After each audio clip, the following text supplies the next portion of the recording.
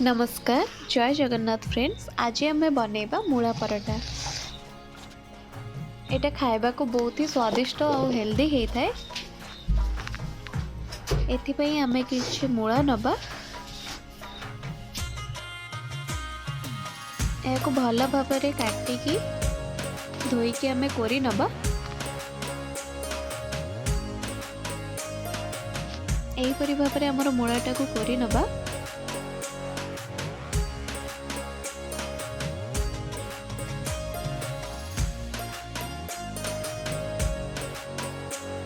आधेरे किछि कंचा लंका नबा, स्वाद अनुसार लुण नबा। मुझे गोटे चमच लुण नहीं।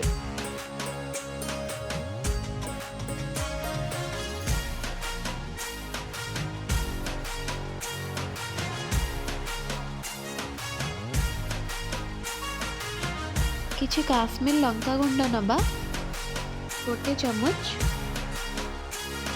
आपण कम बेसी भी करि पारंते।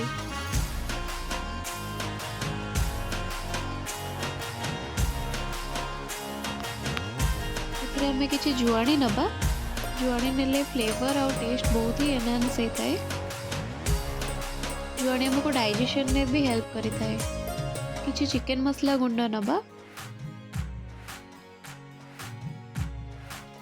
किछि गरम मसला गुंड नबा। मु गोटे बड़ गिना अटा नहीं। आधे आमर 10टी मूला पराठा हो।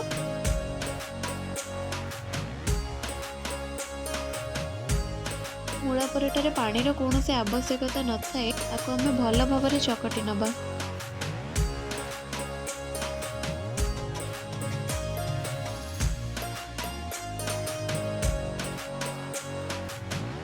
मूला सहित जमी अटा भल भाव में मिक्स हो जाए और सब फ्लेवर जमी मिक्स हो जाए से भल से मिसाई नबा।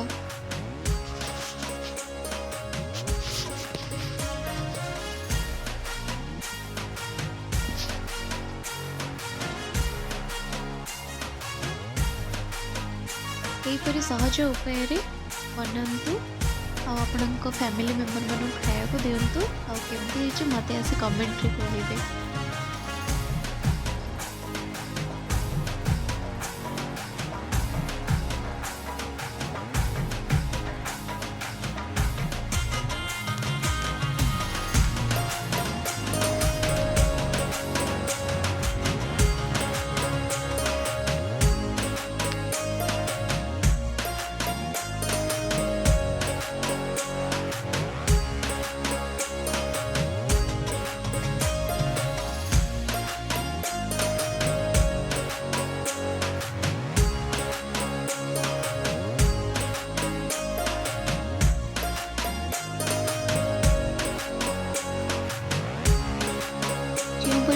रुटी बेलती से भाव भल से बेली नवा। आमर बिल्कुल भी पानी यूज करने पड़ानी।